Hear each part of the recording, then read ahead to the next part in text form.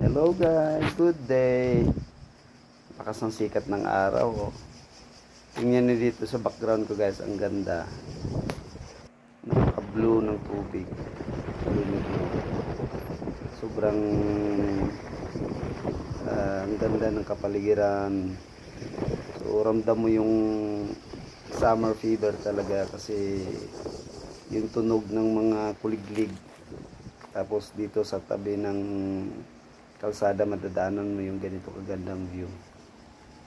Ito nakita ko yung isang pathway na pababa, kaya susubukin kong puntahan at tingnan sa ibaba kung ano yung pinaka closest view na makikita natin.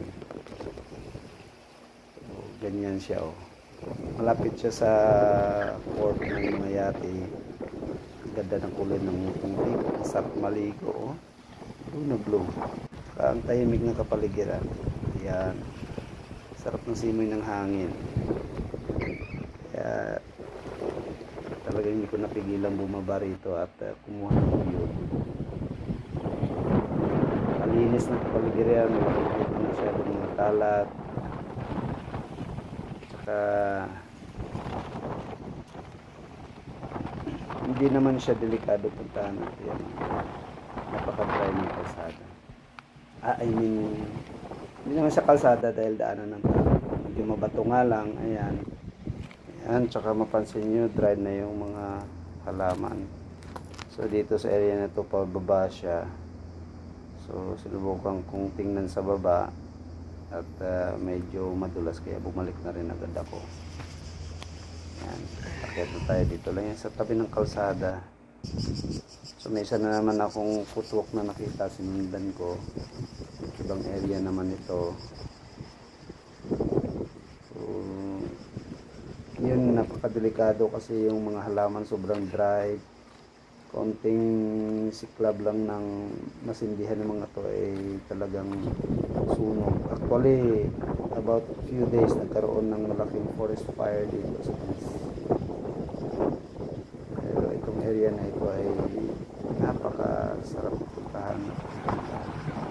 Ito po yung isang helicopter, galing siya sa mga rescue ng forest fire or nag-supply siya ng tubig. Yan ang nag-spray ng tubig doon sa isang forest fire na nagaganap.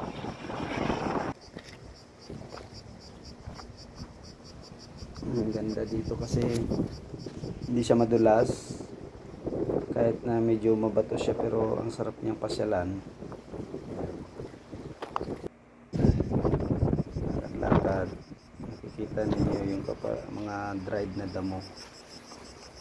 Maririnig mo yung mga tunog ng bawat insektong nagpapahiwatig na sobrang mainit na.